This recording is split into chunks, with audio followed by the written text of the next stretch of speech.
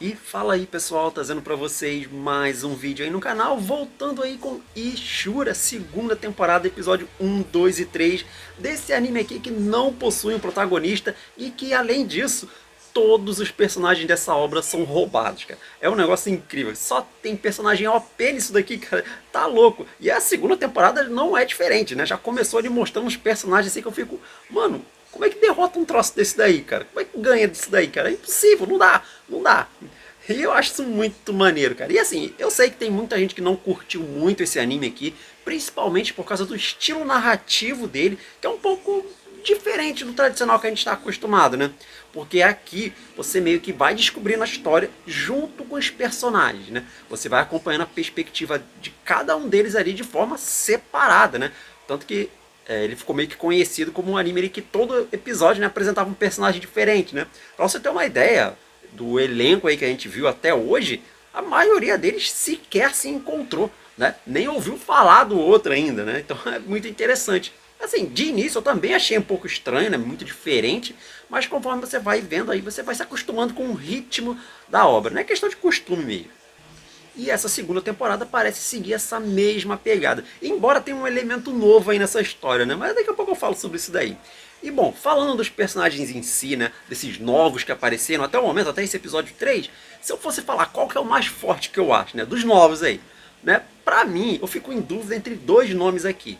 A Linares, a vampira lá, e o Mestre Lexion, né? Que é o robozão lá, cara. E assim, por que eu fico em dúvida entre esses dois? Porque assim, na prática, o robozão é mais forte, sem dúvida, sem dúvida. Mas não dá pra saber se ele é vulnerável ou não ao poder dela, né? A essa espécie de vampirismo ali que ela transmite pelo ar ali, parece que é isso, né? Então não sei, será que ele cairia nisso? Então viraria uma marionete dela, né? Se funcionar nele, ele é mais forte. Agora, se ele for imune a isso daí, então ele é o mais forte. Então não dá pra saber, não dá pra saber. Bom, agora, se eu fosse falar de todos os personagens que apareceram até hoje, né, juntando da primeira temporada com essa segunda, aliás, alguns personagens da primeira já apareceram nessa segunda aqui, né, eles vão fazer parte, né, obviamente, né. Então, de todos eles, pra mim, a Kia continua sendo a mais forte de todas ainda, cara. Não tem como. Tem um vídeo aí no canal só falando sobre ela em específico, né? Porque, cara, ela é praticamente um deus dentro da obra. Porque ela literalmente, preste atenção, literalmente ela pode fazer qualquer coisa. O poder dela não tem limitação nenhuma, pelo menos até agora, né?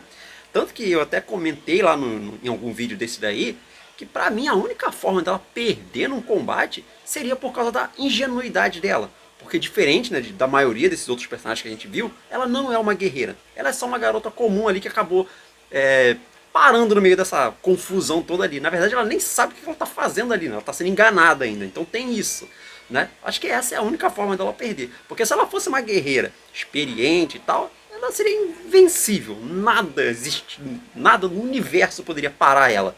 Mas enfim, vamos ver o que vai acontecer nessa temporada, né? Eu tô gostando pra caramba desses 3 primeiros episódios. Então, lembrando, né? A produção continua aí com o Estúdio Passion. Eu acho que eles fazem um bom trabalho com esse anime aqui, né? Enfim, agora sim, dito tudo isso aí, bora lá falar de tudo que aconteceu nesses primeiros episódios, né? Porque a gente começa mostrando, né, um novo elemento na obra. Ah, não, primeiro, deixa eu fazer um pequeno recap aqui do que aconteceu na primeira temporada. Bem resumido mesmo, né? Basicamente a gente vê essa história aqui onde eles contam que no passado o antigo rei demônio foi derrotado, né, por um herói misterioso, aí ninguém sabe quem foi o sujeito que derrotou o rei demônio, né? Mas com a derrota dele começaram a surgir diversos males pelo mundo, né? Criaturas muito poderosas que surgiram e tal, que não sei o que. E agora o mundo está em busca de um novo herói. E para isso vai ser determinado ali meio que um torneio. Não sei muito bem como é que vai funcionar, se vão botar um monte de gente lutando um contra os outros e tal, como é que vai ser isso aí. Não está muito claro ainda, mas vão tentar escolher um novo herói, né? Ou achar o herói antigo, né? Também fica meio nebuloso isso daí. E aí a gente começa a acompanhar, né, diversos desses heróis que vão aparecendo, né? Dentre deles, né, a gente vê também pessoas que são de outro mundo, né, que eles chamam de visitantes, né? Por exemplo, o Soldiro é um deles, né? Ele veio de outro mundo, né? Tá nesse mundo ali agora, mas esse Soldiro aqui, basicamente ele só quer lutar com pessoas mais fortes, né? Ele não tá nem aí porque que tá acontecendo, se ele tem que salvar alguém, ele não tá nem aí. Tem adversário forte? Ele vai estar lá. É basicamente isso, né? E também durante esse período ali que a gente foi acompanhando, né, esses heróis, né, pelo meio do caminho, teve um outro plot acontecendo, né?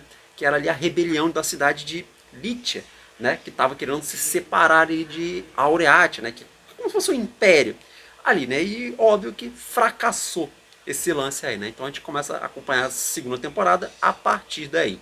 Bom, então, né, voltando onde eu tava, agora sim com a segunda temporada, né, a gente começa acompanhando um país ali meio que longínquo e tal, né, tem toda uma temática assim de deserto e tal, parece que é de país meio da Arábia, assim e tal, né, e lá eles cultuam um deus diferente do que a gente vê em Aureatia, né, que é aquele lance das palavras e tal, né, aquele deus diferente, né, e segundo eles lá, esse deus que eles têm é mais poderoso que esse, né, porque ele protegeu aquele povo lá do rei demônio antigo, né? Já que ele não foi para aquelas terras ali e tal, né? E aí a gente vê que Deus que é esse aí. É como se fosse um furacão ali, né? Se bem que eles acreditam que o Deus é que está fazendo aquele furacão, né? Mas também não fica muito claro, né? Esse furacão ali é um fenômeno natural, né? Ou é uma pessoa que está causando aquilo ali e tal. Tá misterioso esse fenômeno, mas é um elemento novo que tem na história, né? Já que esse furacão ali, né? Que até destrói completamente uma garotinha ali e tal, que usada como meio como sacrifício, né? Ela foi lá pensando que ia ter um deus ali benevolente e tal, e ela foi completamente, cara, ela virou pó, ela foi esfacelada pelo furacão ali, né? E esse furacão tá indo em direção a Aureatia. Agora, por quê? Né? Um mistério da obra aí, tanto que em todo episódio aparece meio que um contador, né? Eles falam, falta tantos dias para a tragédia, né? Também não fica muito claro que tragédia é essa, né? Eu acho que estão se referindo ao furacão, né? Que dentro daqueles dias ali que vai aparecendo, esse furacão vai chegar em Aureatia. Mas aí é palpite meu. Como eu falei, a gente vai entendendo as coisas junto com os personagens, né?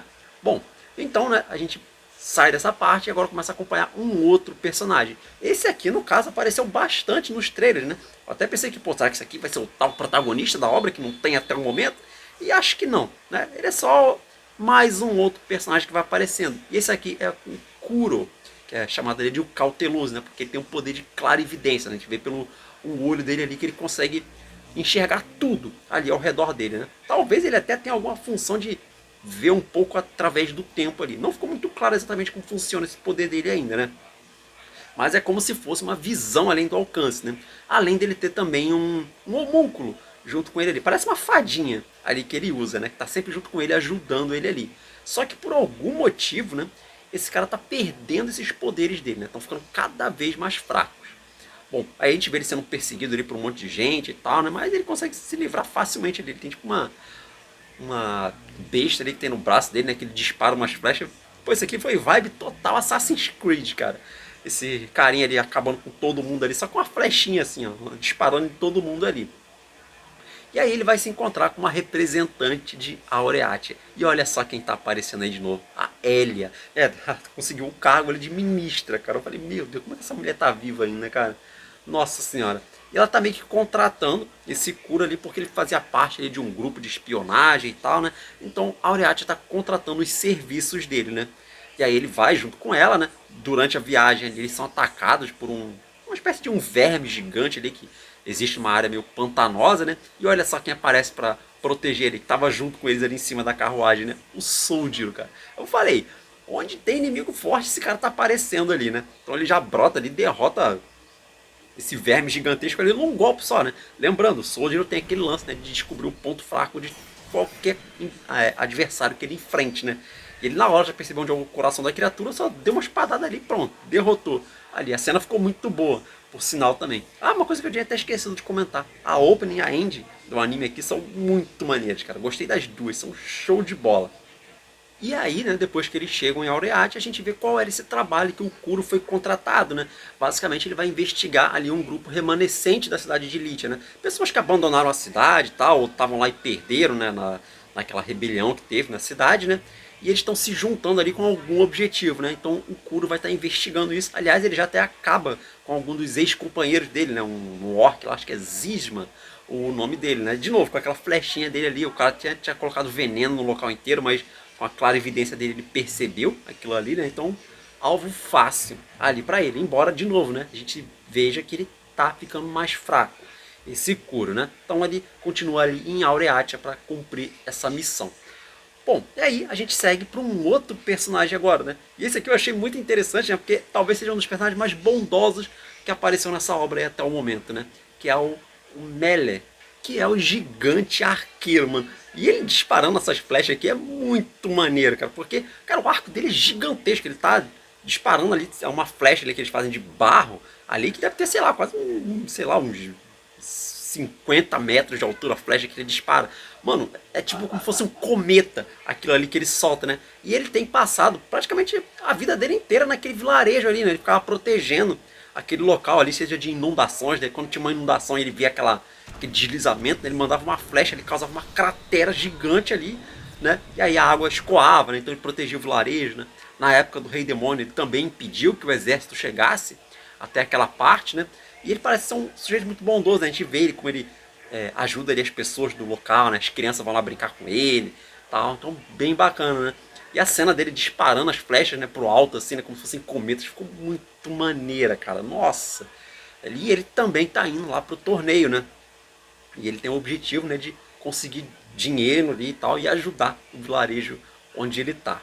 E seguindo aí, agora a gente vai para uma outra cidade, né? E tava acontecendo tipo um censo ali, né? Tipo o IBGE fazendo alguma coisa ali, né? E um funcionário ali do governo, né? Meio que mapeando ali as casas, né? Vendo quantas pessoas tem ali, né? Quem se mudou recentemente, tal, fazendo uma investigação ali pela área, né? Até que ele vai parar numa mansão e encontra ali uma garota, né? A Linares, né? E ela é lindíssima e tal, porque ela já praticamente seduziu o cara ali em um segundo. Foi só ele olhar para ela, né? E ele, detalhe, ele se furou ali numa das rosas negras ali que ela cultiva no jardim, né? Então ela leva ele, cuida do ferimento dele e tal, né? Mas não rola nada, não rola nada, né? E ela entrega uma carta, né? Para entregar lá pro alto escalão do governo, né? Então ele volta lá, entrega a carta, né? E não tinha nada. Era meio que um aviso velado dela, né? E aí o cara lá que é o responsável, né? Ele fala, bom, isso aqui confirma minhas suspeitas, né? Ela realmente faz parte ali do grupo dos vampiros, né? Ela é uma vampira. E o curioso é que o vampirismo naquele mundo ali é tratado como se fosse uma espécie de um vírus. É como se fosse uma doença infecciosa ali que vai transmitindo para as pessoas, né? E esse carinha ali do censo, né? Ele já está infectado, né? Ele nem percebeu. Então ele basicamente é uma marionete dela, né? Que ela pode controlar à vontade, né? E aí no dia seguinte, né? Eles vão até a mansão dela para acabar com todo mundo, né? Eles tocam fogo na casa ali e tal, né? E você pensa que aparentemente foi resolvido o problema, né? Só que não, né? Porque no dia seguinte ela vai no próprio centro ali do governo deles, né? E acaba com todo mundo lá. Na verdade, as próprias pessoas ali acabaram com elas mesmas, né? Porque como ela tem esse poder ali da marionete, né? Os próprios soldados ali acabam uns com os outros, né? Atacando ali e tal, atirando neles mesmos, né? Com um caos completo ali. Aliás, esse anime aqui, cara, em 3 episódios, eu acho que já foi uns, sei lá, uns 50 de base já, cara. Impressionante. Bom, e aí ela revela, né, que tudo aquilo ali que ela fez já estava planejado desde o início, né? Tudo isso com o objetivo de pegar um daqueles carinhas específicos, né, o líder ali daquele governo, e transformar numa marionete dela, né, para ela funcionar como um espião dela, né, lá em Aureate, para ela participar lá desse tal torneio aí, desse evento, né? Porque ela quer fazer que o mundo volte a ser como era antes e tal, né? Sobre o domínio dele, né? A gente até vê que ela é líder ali de um grupo, né? De tipo, como fossem uns guerreiros especiais ali que ela possui e tal, sob o controle dela, né? E o líder ali do clã ali é o pai dela, né? Só que esse pai dela ali que tá numa cadeira de rodas, né? Não ficou muito claro se esse cara tá morto ou se ele tá tipo hibernando, sei lá. Enfim, e aí ela acabou com todo mundo ali, só deixou um carinha vivo ali, né? Que agora é o espião dela, né? A gente até vê ele numa reunião ali em Aureatia, né? Onde eles estão comentando ali o que eles vão fazer em seguida, né? Já falando sobre o tal furacão, né? Ali que tá chegando perto da cidade deles, né? E quais medidas que eles vão tomar agora, né? E o carinha ele só ouvindo tudo que tá acontecendo, né? Então nós seguimos agora para uma outra região. E aqui foi para mim a melhor história que a gente teve até agora, né? Achei o melhor personagem, muito da hora. Ele pode não ser o mais forte, né? Quer dizer, talvez, né? Vai saber que cartas esse cara tem na manga, né? Mas eu achei ele mais da hora. O passado dele também foi maneiro e tal, né? Bom, a gente começa ali vendo, né, uma venda ali de armas e tal, né? De um mercador ali que tá vendendo arma para os rebeldes ainda, que querem atacar a Aureatia e tal, né? E aí um dos grupos, né, vai ser responsável por ir atrás de umas armas encantadas, né? Porque eles falam, né, sobre a história de um antigo guerreiro, né, que era conhecido como Toroa, que possuía várias dessas armas, né, Porém, esse cara foi morto pelo Alus. Lembra o Alus ali, o dragãozinho azul e tal, né? Cara, e a luta deles foi bem da hora, né? Porque esse Toro, ele luta ali usando várias armas diferentes, tal. Ele usa uma foice, uma espada ali, um negócio tipo um chicote, né? Só que não foi bastante para derrotar o Alus, né? Bem que foi uma luta difícil, né? Mas o Alus derrotou ele ali, partiu o cara no meio, literalmente. Né, e roubou a espada encantada dele, que aliás foi a espada que a gente viu ele usando lá contra o Regneji, né, lá no finalzinho da primeira temporada. Bom, e quem viu esse acontecimento ali foi o filho dele, né? Então ele jurou que vai assumir o manto do pai ali, né, como um novo Toroa, né, e recuperar ali as armas perdidas, né? Então ele assumiu o manto, né? Então todos aqueles caçadores, né, que estavam lá buscando as armas dele foram todos trucidados por esse cara, né? De diversas formas diferentes. A gente viu várias armas que ele usa, né? Ele tem uma foice ali, tem uma outra arma ali que quando ele acerta o cara praticamente se desintegra. Eu falei, caraca, ele tem uma espada de fogo, é muito da hora esse cara aqui, eu achei ele demais, cara. Né? E ele vai em busca de vingança contra o Alus, né? Então ele também está indo em direção até o torneio, né? E também para recuperar a espada dele, né? E aí a gente segue, né, para a última história aí do episódio, né? Foi até onde foi lançado aí, né? Do episódio 3. E aqui foi uma batalha de mechas, né? Batalha de robô contra robô, né? E você fica, caramba, que negócio esquisito é esse que tá acontecendo aqui, né? Com a mistura ali de evangelho e tal, o que é isso?